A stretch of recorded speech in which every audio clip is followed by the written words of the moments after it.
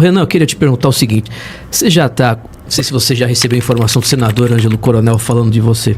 Eu vi o vídeo. O Centrão já tem comentado, eu tenho acesso a deputados do Centrão em Brasília, assessores de gabinetes aqui na Bahia também.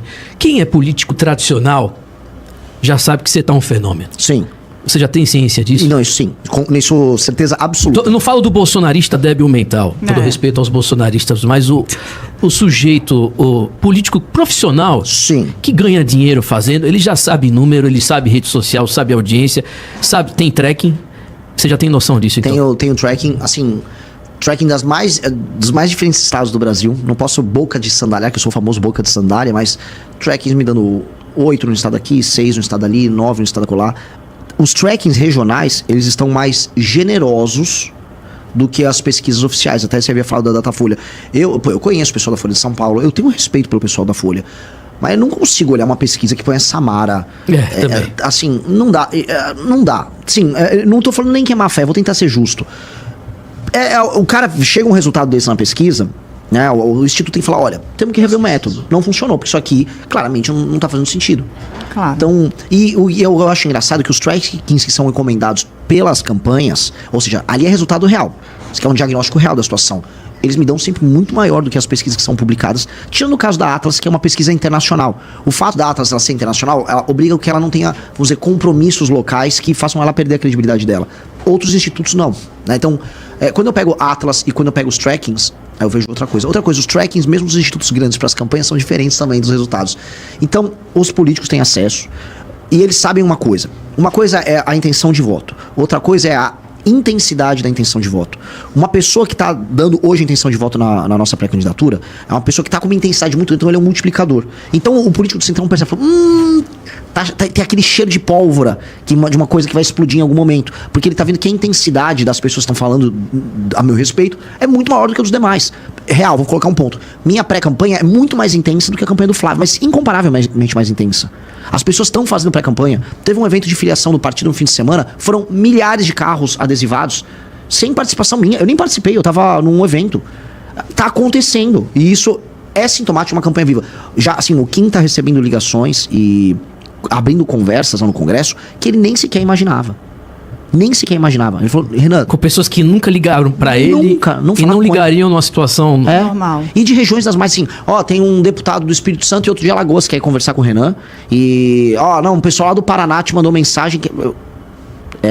Não, você precisa conversar com eles. Tem muitas alianças regionais e candidatos a Senado que eles estão olhando assim, o Renan tá crescendo muito aqui no estado e eu já não vou ter apoio de nenhum dos dois principais. Vou pegar essa turma aí pra conversar. Então, os caras estão tentando abrir determinadas conversas com a gente, já entendendo isso como alternativa. Eu acho que isso a gente pode ver daqui umas... Vou botar aqui nos próximos 30 dias, já partidos virem falar em querer fazer vice. A gente vai começar a ver isso porque é da natureza do processo. O político é muito esperto. São 9h41 perguntas. Vanessa Moreira, pré-candidato Renan Santos. Renan, muito bom ter você aqui com a gente na Brado. Eu quero trazer um assunto aqui que é até um assunto que está com bastante polêmica recentemente, que é o assunto do homeschooling, né? Eu sou uma pessoa que tenho contato com muitas famílias educadoras, pode não parecer, mas a Bahia também tem aí uma alta cultura e são famílias que eu nunca vi os filhos serem menos cultos do que os meus que estudam no ensino regular. Isso foi, inclusive, uma promessa na época do Bolsonaro, então ele conseguiu angariar essas pessoas que têm muitos filhos, famílias numerosas de 8, 7, 4 filhos, enfim, muitos filhos, e que educam seus filhos em casa com maestria. Crianças que leem mais de 30 livros por ano, enfim. Eu queria saber se existe algum plano de governo seu, se você já pensou na regularização dessa situação. A gente está vendo muita gente sendo perseguida de maneira selvagem até pelo sistema judiciário, e eu queria saber qual que é o seu olhar para esse público. Eu até tive um vídeo recente sobre isso, sobre aquele caso de, acho que é Lins, a cidade? Jales. Um caso bizarro. Horrível aquilo. E eu fui ter acesso com o pessoal lá da cidade sobre o juiz, né? O juiz era um ativista de causa LGBT, bem daqueles exagerados na época da faculdade.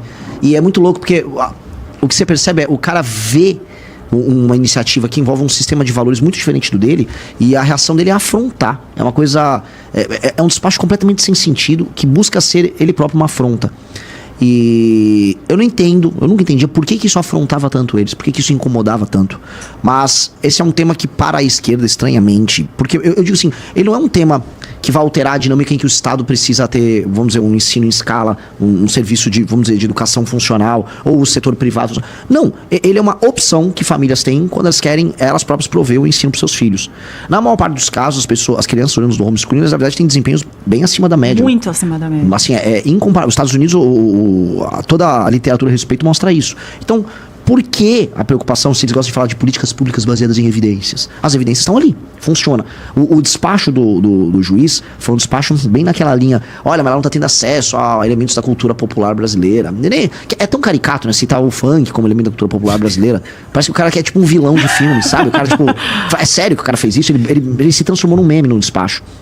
Então, foi tudo muito ruim.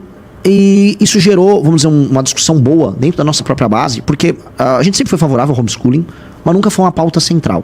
Aí alguém falou assim, Renan, você já falou várias vezes, eu tive com quase homeschooling, porque eu tinha uma família de classe média, minha mãe pôde se dedicar, eu ia pra escola normal, mas eu voltava da escola, minha mãe ficava tomando, vai lá, né? Isso faz uma baita de uma diferença, né? Assim, a presença materna, por exemplo, quando a criança está aprendendo nos primeiros anos, ajuda até a criar a cultura de estudos, que é uma coisa que falta muito para as famílias mais humildes. Agora, quem pode ter, tem que ter o direito, então a gente vai com certeza defender, com certeza vai andar com essa agenda. Isso é fato dado. E não é nem pela lacração, porque tem muita gente que fala, eu vou andar porque vai irritar a esquerda. Não. Cara, é bom, é funcional. E hoje, a gente tem que pensar no ponto futuro. Hoje, com inteligência artificial, hoje com todas as metodologias e toda a técnica envolvida, o homeschooling pode ganhar escala. Claro. Que é uma coisa que a gente não imaginava. A família poder cuidar. Aí já falaram, mas a criança não vai socializar. Ela tem outros meios de socializar. E a pergunta é, hoje, numa escola pública, a socialização, ela está se dando em termos positivos para a criança? É uma pergunta que eu estou jogando. Não parece ser o caso. Mas definitivamente você consegue ter socialização e você consegue ter um ensino. A gente não tem problema com isso. Isso tem um quê, inclusive, Renan, de perseguição religiosa, porque a maioria das famílias homeschooling, elas optam por essa educação mais centrada. Não são só famílias ricas, muita gente acha que quem faz homeschooling é rico, não, são famílias muitas vezes humildes que fazem essa opção, e de maneira muito boa, inclusive para impedir a socialização com Sim. funk, com uma série de Sim. depravações que ocorrem, né, por aí. Ainda na seara do sistema escolar, eu queria te perguntar o seguinte, a gente tem, por evidência, por isso que o homeschooling vem crescendo, essa questão toda do que acontece nas escolas. Aqui na Bahia é terrível o sistema escolar como um todo. A gente tem muita militância, muita sexualização precoce de crianças dentro das escolas. Infraestrutura é o que a maioria dos políticos trazem como resultado. Construir escola em tal lugar, vamos botar tablet, isso não resolve. Zero. Vocês têm algum programa de reformar, digamos assim, né, os professores, alguma coisa feita nessa seara da educação, como até um programa para os professores mesmos, de tirar essa militância, porque eles falam muito em doutrinação religiosa praticada pelas famílias, que é uma opção, é óbvio que a gente tem que ter o direito, né, de doutrinar o nosso filho, mas eles doutrinam para a perversão, às vezes, muitas vezes sem sentir. Eu não estou aqui culpando o professor, ele passa por uma formação de 4, 5 anos ali na faculdade, aprendendo que o certo é aquilo. E existe algum programa nesse aspecto para os professores, para um olhar, né, de reformar esses professores? A situação do professor, quando eu coloco o cenário atual, né, a gente pegou uma série de entrevistas. O professor Paulo Cruz até comenta muito isso com a gente. Houve uma série de entrevistas, se não me engano, na Secretaria de Educação de São Paulo, de Goiás, fizeram. Você tem o professor hoje está altamente estressado porque foi tirado qualquer elemento de punição. Um bom professor, começando por ele, que está tentando basicamente ministrar a aula dele, ele não tem instrumentos para, por exemplo, punir um aluno que não está se comportando, ele não consegue disciplinar esse aluno e ele não consegue tocar o programa. Hoje, agora, eu venho falando muito, eu já arrumei uma briga, que agora tem partido do autista querendo me processar. É real, assim, é muito bizarro. E aí, hoje, você tem agora a mistura do aluno típico com atípico, com o professor sem ter um treinamento. Então, o professor está estressado, sem autoridade, ninguém tem compromisso com meta de desempenho. Então, você tem, vamos dizer, o aluno finge que está estudando e o professor finge que está dando aula. Acho que, para além da doutrinação, você tem hoje um abandono total e completo. Você tem as crianças hoje com métodos alternativos ao método fônico que chegam aos 12, 13 anos não alfabetizadas. E acho que esse é um fato que a gente tem que entender. Chegou aos 12, 13 anos não alfabetizado, você vai ter que ter um programa de alfabetização depois para as pessoas, porque elas não conseguiram criar, vamos dizer, uma cultura de ler e escrever que a torne fluente. fluente na própria língua. E esse é o nível que a gente tá. Eu tô colocando esse problemão, porque quando a gente vai falar, por exemplo, da ideologização por simples, a gente tá falando dos 14, 15, 16 anos. E aí a gente tá falando de um aluno que tá absolutamente despreparado, ou assim, desprotegido para sequer debater opiniões que sejam trazidas pelos professores. E aí a gente tá falando ali de um professor que, aí sim, um professor do ensino médio, que aí ele vai trazer as discussões contemporâneas tô fazendo bem, né, quase um eufemismo, discussões contemporâneas, né? Mas assim, ele vai trazer aqueles debates que com o novo ensino médio, aumentou a capacidade dele de fazer o que ele chama de doutrinação. Porque hoje você tem um elemento subjetivo que você inventa as matérias. Sim. Vocês estão acompanhando isso? Com certeza. Assim, o cara inventa. Vou dar agora... Gente, vamos combinar uma aula de felicidade? Sério, tem aula de mundo contemporâneo. E aí eles falam de qualquer coisa no mundo contemporâneo. E ali boa parte desse trabalho político se dá nesses termos. Eu acho que o novo ensino médio fracassou muito. E foi um projeto que foi apoiado em grande medida até por nós, mas eu pelo menos falei, isso aqui é uma iniciativa boa. Foi um fracasso. E não é só no ensino público, tá? Aqui em No privado Salvador tem um colégio que custa mais de 5 mil reais por mês e tem uma aula que é uma aula de ensino contemporâneo de redes sociais. O que ensina ali? Qual é a trend do momento? Qual é o melhor influenciador? Ou seja, o aluno não tem um ensino bom de educação financeira, mas tem esta porcaria para ser aprendida, que ele já tem acesso, e para ser ainda aprendida e debatida em sala de aula. Realmente é catastrófico. Para ir para a parte bem clara aqui. Até os 12 anos, a alfabetização e a aprendizagem de matemática tem que seguir os métodos mais simples e clássicos. Estamos falando método fônico e foco em poucas matérias e provas de desempenho que metrifiquem o desempenho do estudante e do professor. Se o professor não estiver entregando um aluno alfabetizado até os 12 anos, aquela escola terá problemas. O diretor da escola terá problemas. Dali em diante, o ensino colegial tem que ser técnico. E eu estou falando de ensino técnico para o aluno já sair empregado da escola, sem aquelas ilusões. Não, agora vai ter uma formação humana para ele. Cara, na escola pública, vamos formar agora o cara sabendo ler, escrever e apto a ter um emprego. E aí, o professor que vai querer ter o estímulo para fazer aquela doutrinação, ele vai estar trocando, bater a meta dele por fazer a doutrinação.